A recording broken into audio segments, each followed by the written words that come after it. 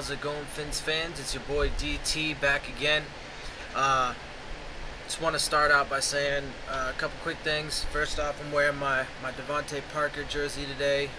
One, in part because I'm going to talk about him a little bit, and two, to change it up. I was wearing my Color Rush Tannehill jersey the past couple episodes, so I want to change it up a little bit. And it's a Sunday in the middle of the dead part of the off season, but got a couple things I wanted to touch on a little bit.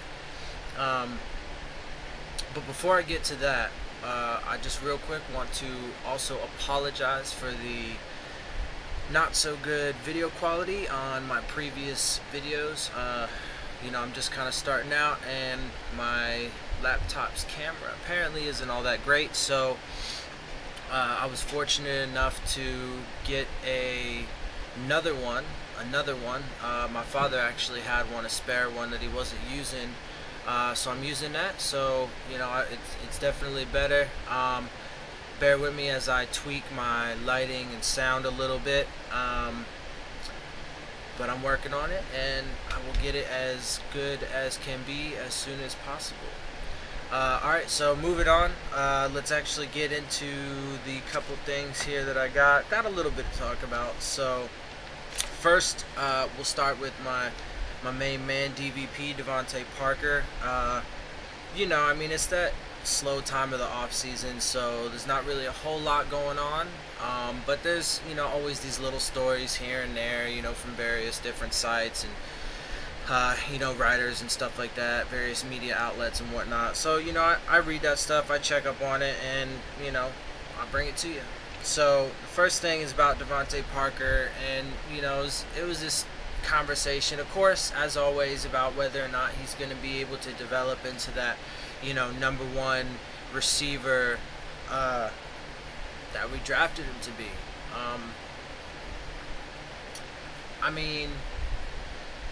Honestly, it's hard to say, man.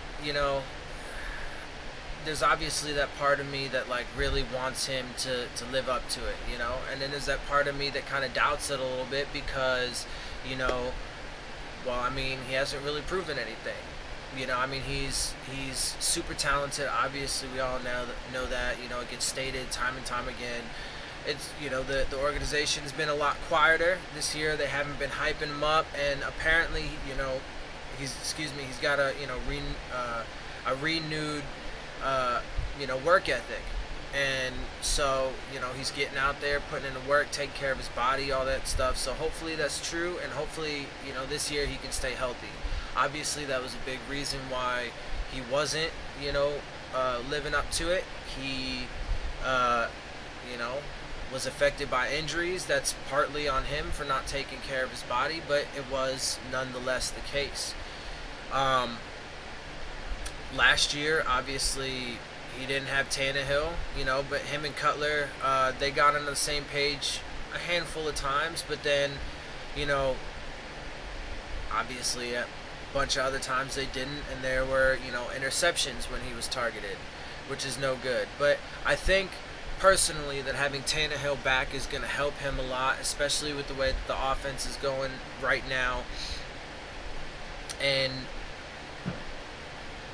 I'm holding on, and I'm thinking he's going to have a breakout year this year. I think he is going to finally live up to it. And really, honestly, if you look at it, if it wasn't for the fact that he was a first-round pick, his stats aren't terrible. They're just more of a number 2 wide receiver that you got in the 3rd round, right? So that's obviously the problem. He's not living up to his potential and his draft status. So, but I think this year he's going to do it. I think that there's going to be a few players that really break out,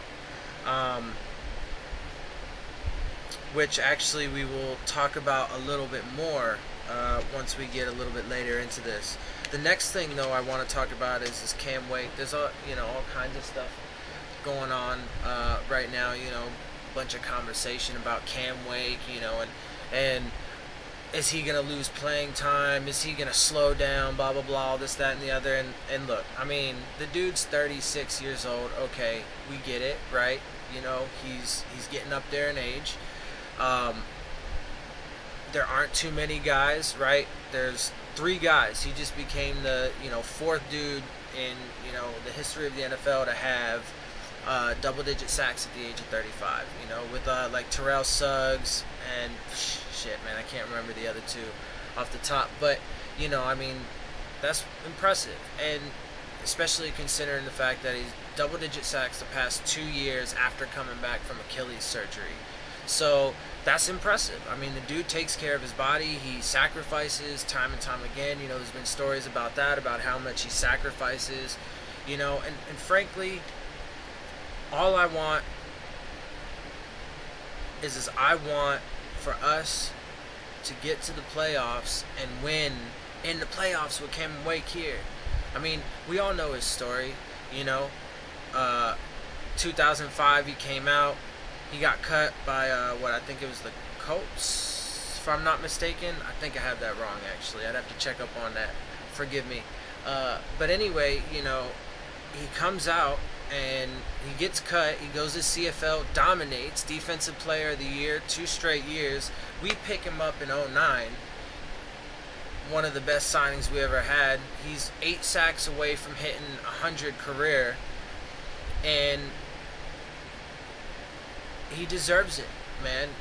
We made it to the playoffs 2 years ago in 2016, and he deserves it. It's about time he gets rewarded back. I mean, he's made, I think I read a report, he's made like over 50 million. So I mean, he's made some money, so that's good, but I'd like to see him get, what he's due, and I think we will. I think this year we're going to be making it to the playoffs. I think we'll win at least our first game in the playoffs. Obviously we'll keep an eye on that.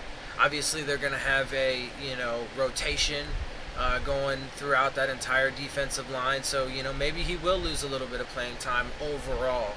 But at the same time, hopefully that means, ideally rotating all those guys in and out is supposed to keep everybody fresh. And from all indications this point, especially if Andre Branch can get healthy, if Charles Harris can have a breakout season, I mean, we're going to have a good rotation of D linemen, both on the inside and on the outside. Robert Quinn, Will Hayes, Godshaw, Phillips and Taylor. I mean, all ascending players that are ready to step up and take that leap.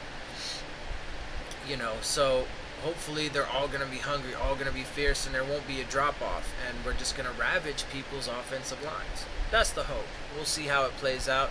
I'm optimistic. I think it's going to be good. Oh yeah, also there was another article though in regard to Wake. Obviously, he came in at 74 on the top 100 players this year. Obviously, real quick, I'll just mention, there was another article I read about how Rashad Jones should have been in there, and I definitely think that is the case. I think he got, but it's because obviously we weren't a very good team last year. Anyway, so there was this article though about Wake being the 25th best player who's over 30. Alright,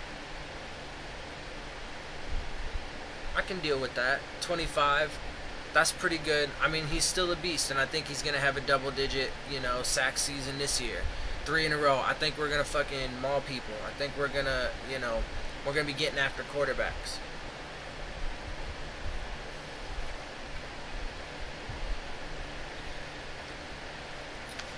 So, anywho,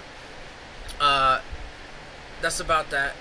Like I said, I think he's gonna have a good year, and I think we're gonna be nasty on defense. So, the next part is there was an article on 5 breakout candidates for the team this year. I mean, there's quite a few of them, and I mean, especially depending on how you look at it.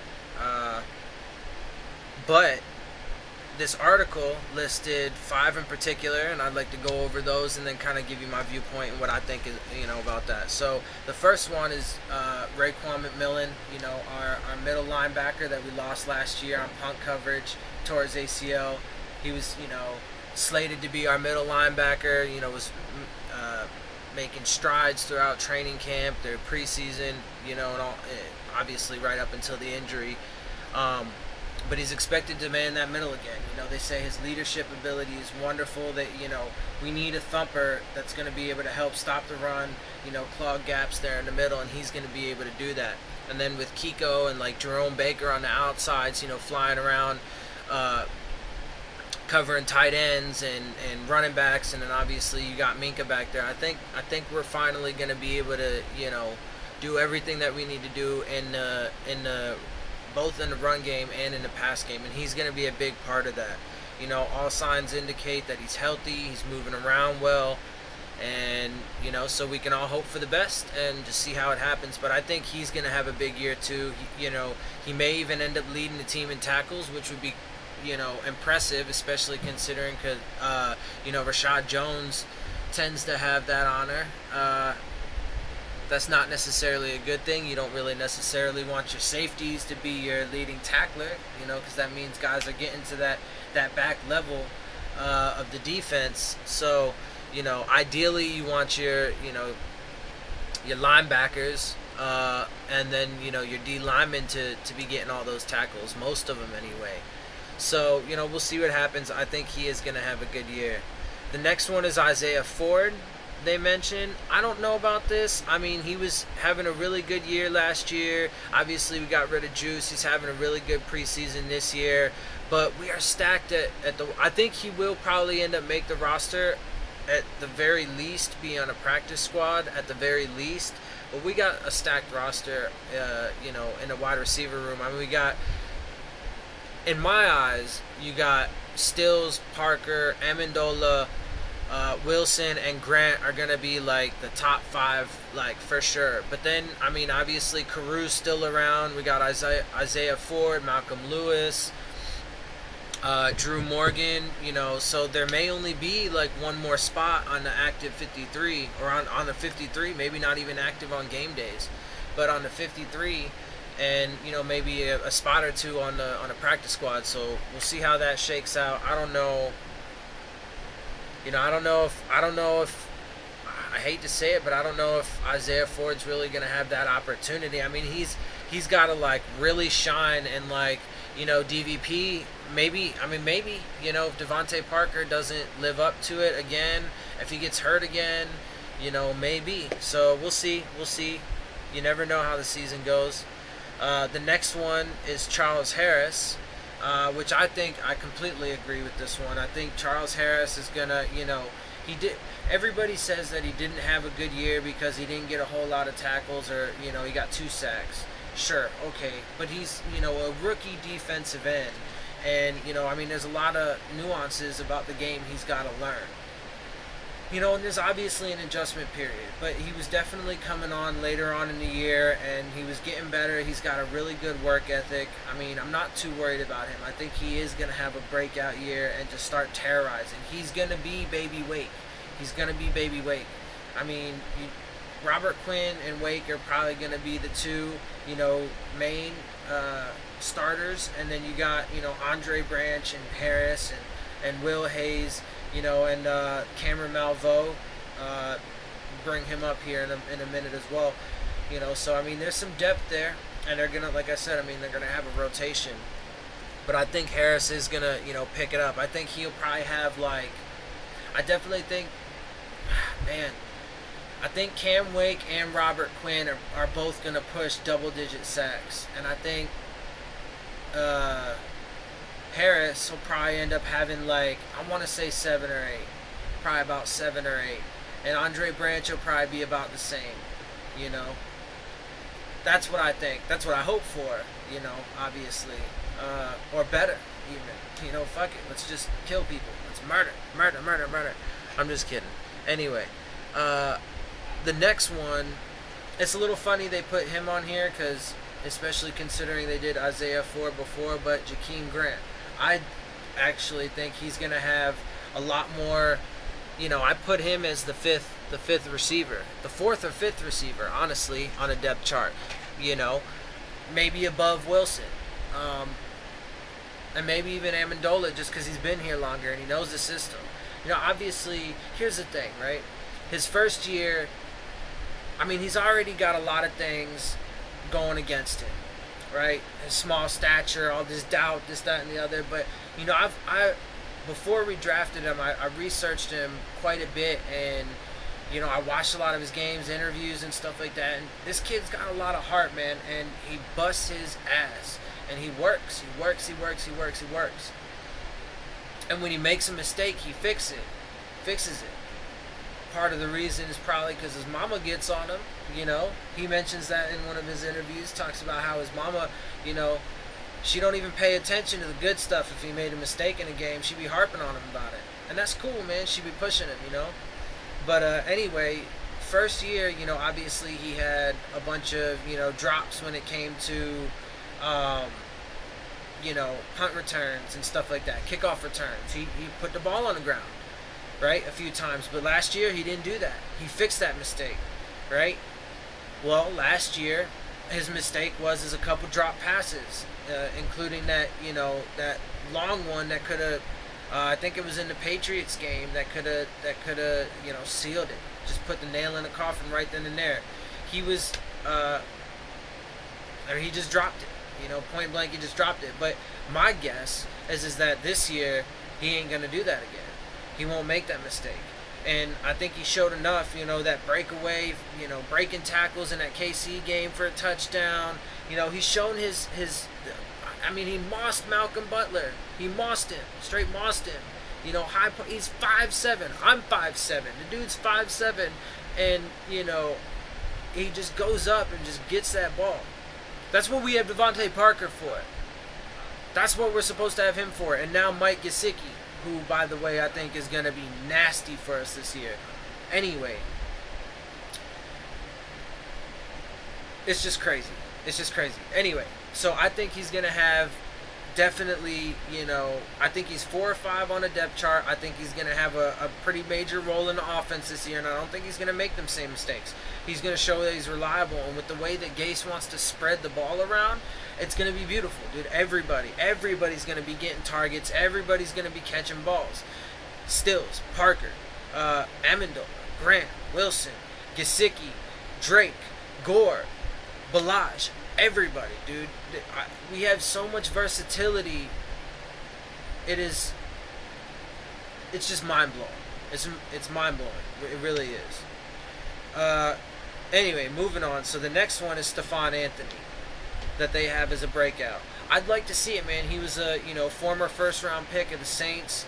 I mean, he's got tons of talent. He had some injuries, you know, and stuff like that. So hopefully he's healthy, and he showed some things, you know, a few things. He got one, you know, shitty, unnecessary roughness call last year.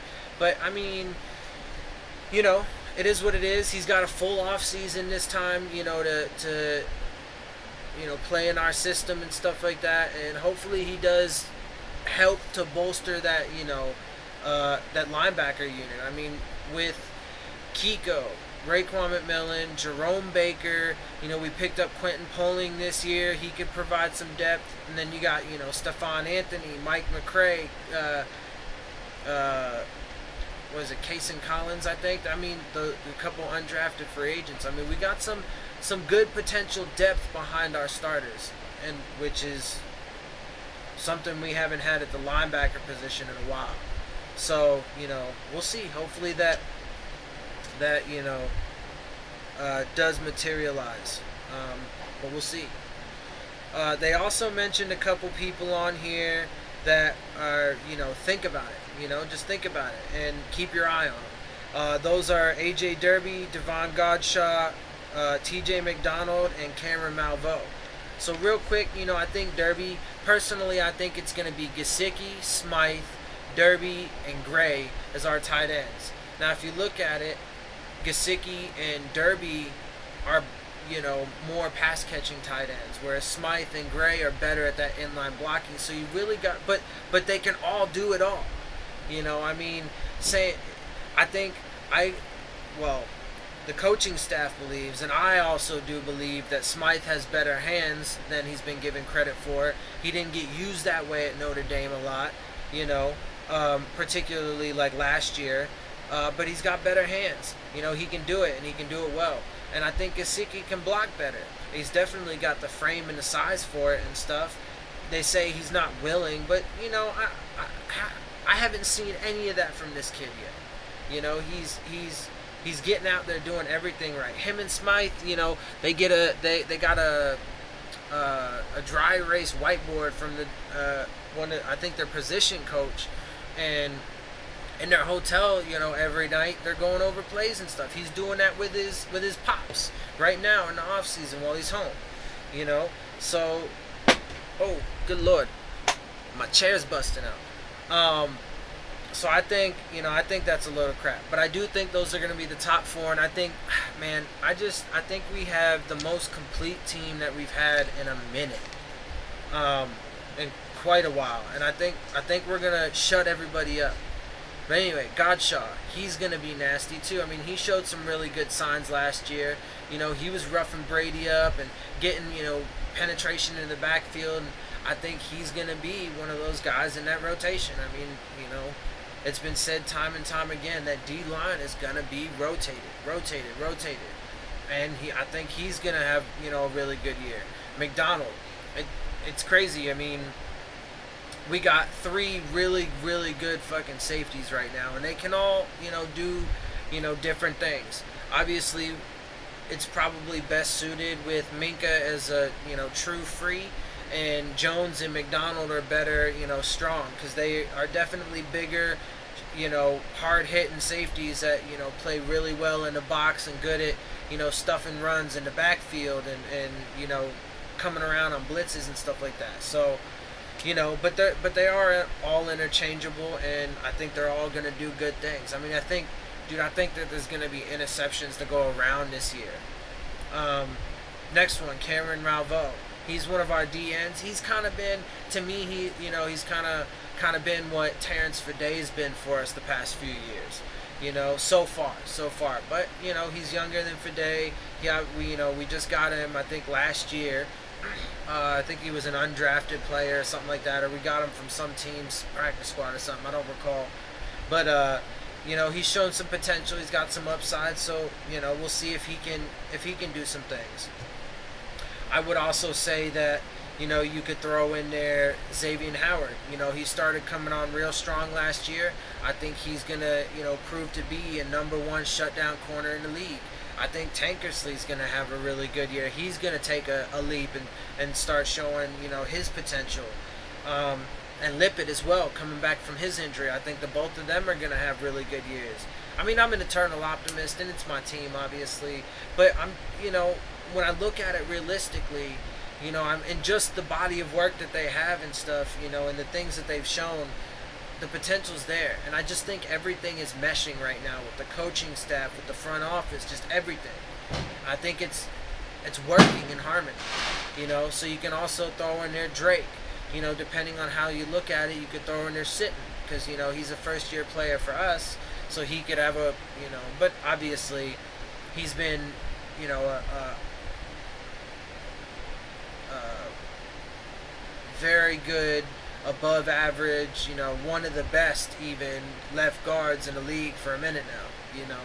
So, I mean, he's no Zach Martin, who just apparently is now the most, you know, highly paid guard in the league, made like all kinds of money, which is cool for him, good for him. But we don't, you know, we ain't doing that no more.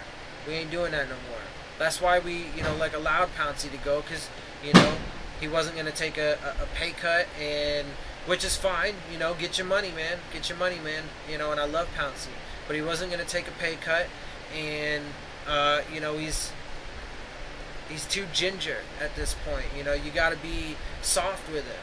They joked last year about, you know, wrapping him in bubble wrap, but I mean, it's for real, you know, and Kilgore has proven to be more reliable. Yeah, sure, he's getting a bit older, but so is Pouncey, and, you know, he's proven to be far less durable to this point. So we'll see. I think I have, you know, high hopes. And to wrap it up, the last thing I wanted to talk about is, you know, there's been all this talk about, you know, Gase's team. So here's the thing.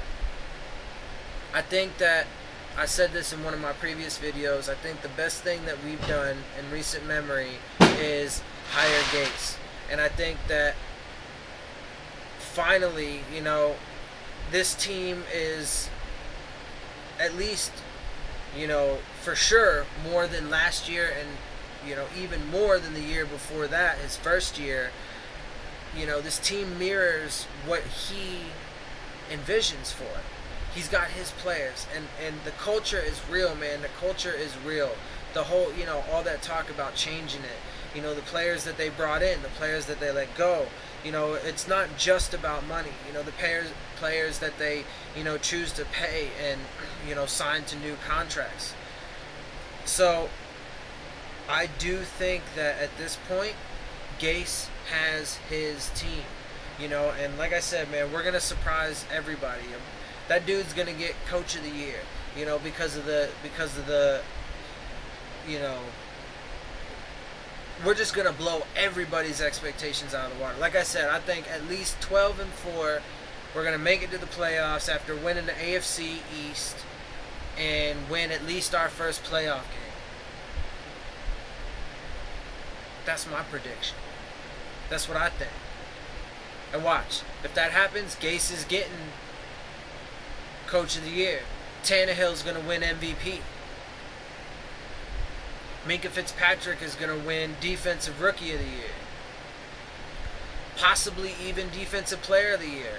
He's one of, you know, I think, what, 3 people that have won the Jim Thorpe and the, crap, I can't remember the other one. The 2 awards for Best Defensive Back and Best Defensive Player of the Year, I believe it is. Like 3 players in the entire NFL. Who knows, man? Maybe he'll do that again. Defensive Rookie of the Year and Defensive Player of the Year. Imagine. I mean, if that happens, that means we go to the Super Bowl. If we're getting all them awards, Tannehill gets League MVP, Coach Gase gets Coach of the Year, Minkah gets that double award, bruh. That's Super Bowl right there. But we'll see what happens. So that's gonna wrap it up for today, for right now. And so I just want to say, if you like the video, make sure you like it. Make sure, you know, you subscribe, you tell your friends about it, you share it, you comment. Let's start conversations. If you got any questions, I'm definitely good to answer them. You know, let's just talk. So, you know, with that, as always, fins up, and I'll see you guys later.